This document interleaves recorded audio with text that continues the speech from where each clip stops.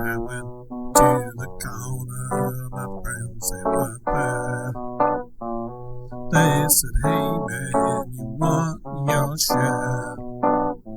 I turned around and walked away. I didn't want to live nowhere. Street corners with the finest of youth. Hey again, Douglas Scott McCarron again. I want to talk about therapy, the need for it, and also how it helps improve your movies, I think. I've described before how we have this big cocoon of emotions and feelings. We think that it's us, and it tortures us. It tortures us, or it'll make us just kind of run off half-cocked after something. But it was my therapist who first pointed out to me that my name was Doug, but I'm not Doug, and that my personality was a personality, but the personality wasn't me, and that provided me the ability to distance from being under its complete control, shall I say. Which then led to me finally letting go of a lot of the stuff that caused me a lot of pain, and to drink way too much beer and want to hurt other people and things like that. But the other thing it does, for instance, making movies or videos or whatever, is a lot of movies are written from the point of view of, it's almost childlike, the drama. Like, there's the bad guy and the good guy, and we're going to go out and I'm going to win and impose what I think should be going on in the world. And I found that as I went through therapy, my thinking of things got a little more subtle, and starting to realize that, the good and the bad and the enemy and everything. The enemy wasn't other people. It was this cocoon that had every one of us in its web, shall we say. But it would convince us that we had to do something to other people to be better than or whatever. And so you have this big long fight, always within this cocoon, always within the explanations. And then you die, and that was your life. Therapy allowed me to get freed up from that and to start writing stories about something, to me, more interesting. It's like I've been watching 007 movies, and they have, Daniel Craig running as fast as he can, and all this stuff going on, and it's kind of entertaining, but it's also the same story over and over. But a lot of people pay to go see it too, but I think that's because they all have this same internal connection to this cocoon of feelings and energy that runs our lives until we can let go of what's going on in our childhood. The therapist that I had, actually I had two of them.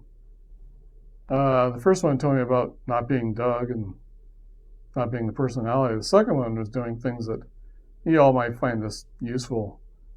I was so wrapped up in my thoughts and feelings and everything that I kind of lost touch with this.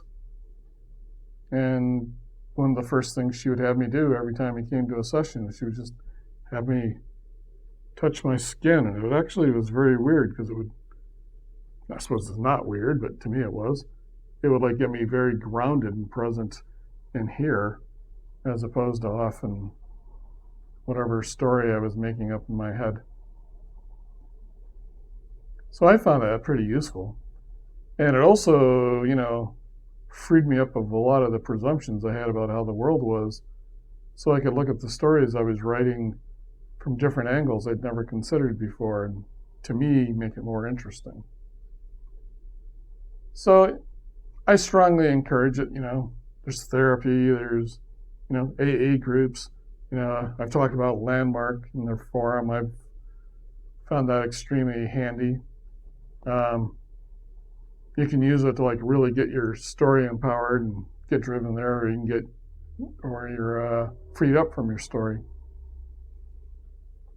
But for me, I found therapy extremely useful.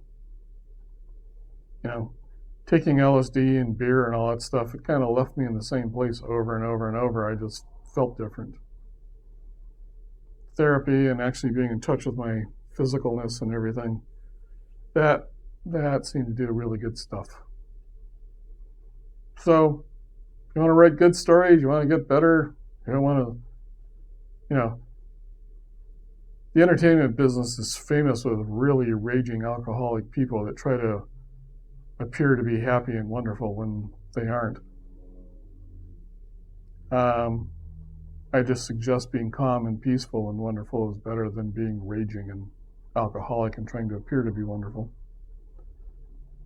So, I would suggest if you're open to it, get in touch with people and express what's going on inside you and get it out of you.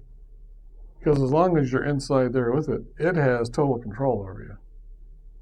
You may think you have the freedom to go do what you want, but it's actually the thing driving you forward.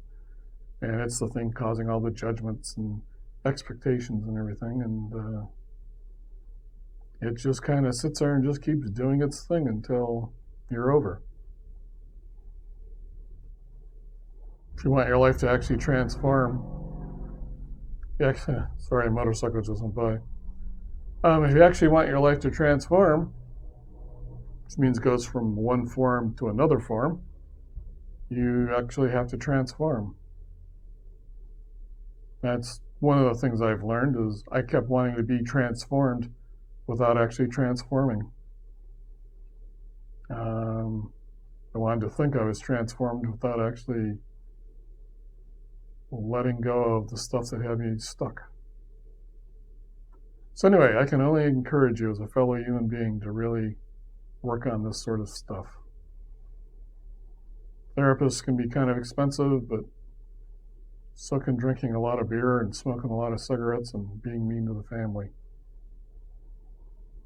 Not that everybody is, I'm just saying for those of you who are, it's probably a better deal and it'll actually have an impact in your life.